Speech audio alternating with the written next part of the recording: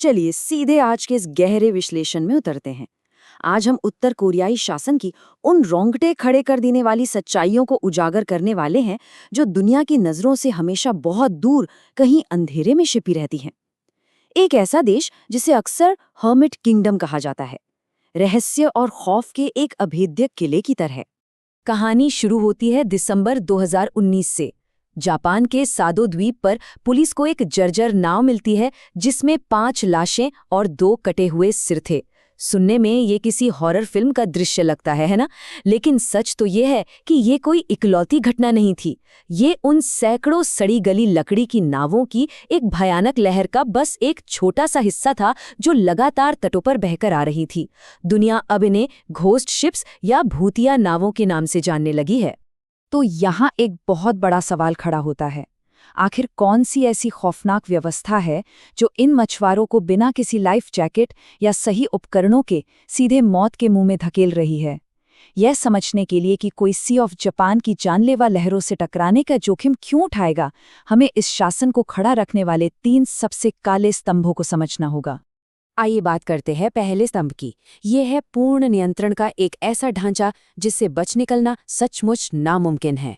इस पूरे सिस्टम के एकदम बीचों बीच काम करता है सोंगबुन। ये एक ऐसी निर्दयी सामाजिक व्यवस्था है जो जन्म से ही हर नागरिक की किस्मत की लकीरें तय कर देती है। मतलब अच्छा खाना मिलेगा या नहीं, रहने को घर कैसा होगा, इलाज मिलेगा या नहीं, ये सब इस बात पर निर्भर करता है कि शासन की नज़र में वो परिवार कितना वफादार है। इस व्यवस्था ने पूरे समाज को बड़ी ही बेरहमी से 3 मुख्य हिस्सों में बांट दिया है। सबसे ऊपर है कोर, यानी पूरी तरह से वफादार एलीट वर्ग। बीच में वेवरिंग, यानी वो आम जनता जिन पर हमेशा शक की निगाह रखी जाती है।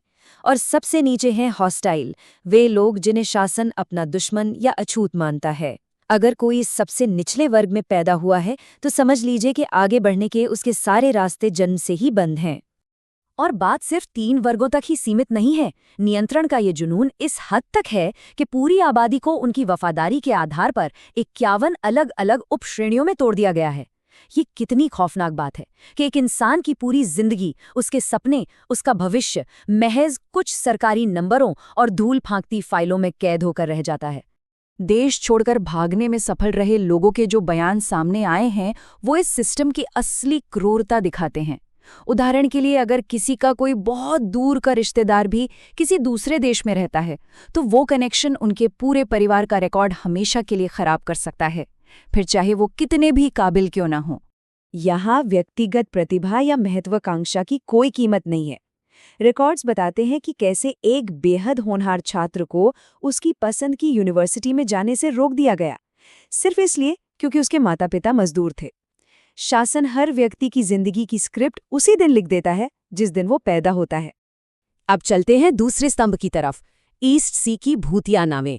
चलिए देखते हैं कि कैसे ये सामाजिक नियंत्रण खुले समुद्र में एक खौफनाक त्रासदी बन जाता है। इसे समझने के लिए थोड़ा पीछे चलते हैं। 1991 में जब सोवियत संघ से मिलने वाली मदद बंद हुई तो देश भयानक अकाल में डूब गया। इसके बाद विदेशी मुद्रा जुटाने की हताशा में सरकार ने अपने ही तटीय इलाकों में मछली पकड़ने के अधिकार विदेशी बेड़ों को बेच दिए। 2017 आते आते अंतर्राष्ट्रीय प्रतिबंध इतने कड़े हो गए कि स्थानीय मछुआरे पूरी तरह से बेरोजगार और बेबस हो गए। एक तरफ राज्य की तरफ से मछली पकड़ने का भारी भरकम कोटा और दूसरी तरफ पेट की आग। इस मजबूरी में इन मछुआरों को जिंदा रहने के लिए एक जानलेवा सफर पर निकलना पड़ता है। उन्हें मछलियां पकड़ने के लिए तट से 500 किलोमीटर दूर खतरनाक यामातो बैंक तक धकेल दिया जाता है। और सी ऑफ जापान के हिंसक तूफानों का सामना करने के लिए उनके पास होता क्या है? बस कमजोर सी लकड़ी की नावें, 36 हॉर्स पावर के पुराने पड़ चुके इंजन और फटे हुए तिरपाल। बिना जीपीएस और बिना किसी सुरक्षा के जैसे ही ये नाविक गहरे समुद्र में उतरते हैं, वो कुदरत के आगे पूरी तरह असहाय होते हैं। इंजन फेल होते हैं और फिर ये नावें हमेशा के लिए भटक जाती हैं।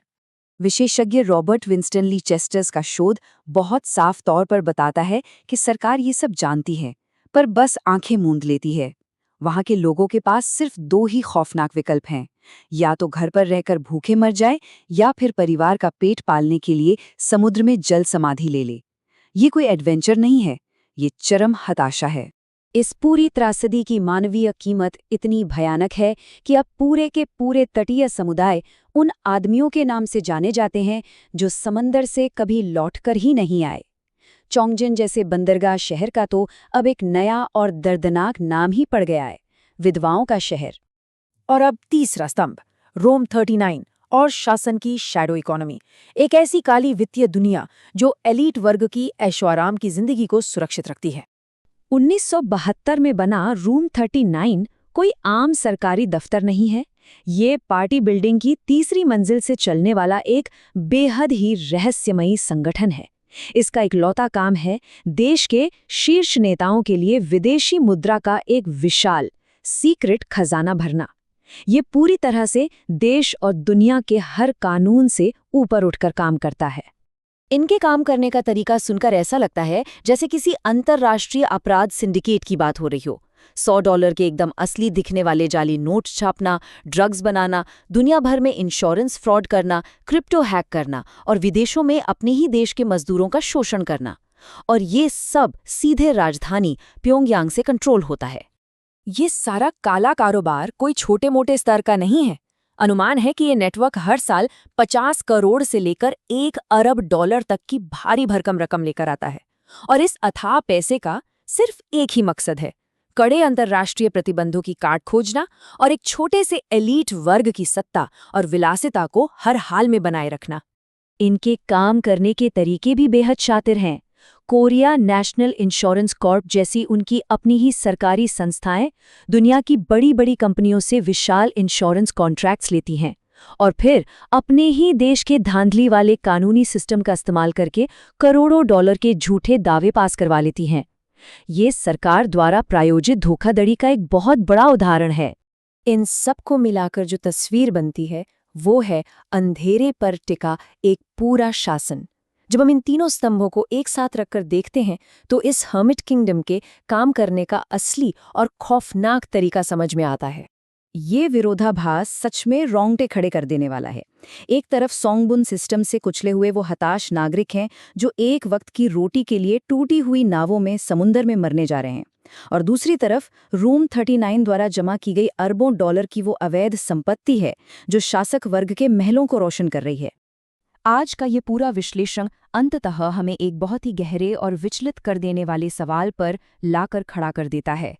एक ऐसा शासन जो अपने ही लोगों की बलि चढ़ाकर और सारे अंतर्राष्ट्रीय कानूनों की धज्जियां उड़ाकर जिंदा है, उसकी असली वैश्विक कीमत क्या है? निर्दोष जाने और दुनिया भर की अस्थिरता। ये भारी कीमत हमें ये सोचने पर मजबूर करती है कि ये खौफनाक चक्र आखिर कब तक ऐसे ही चलता रहेगा।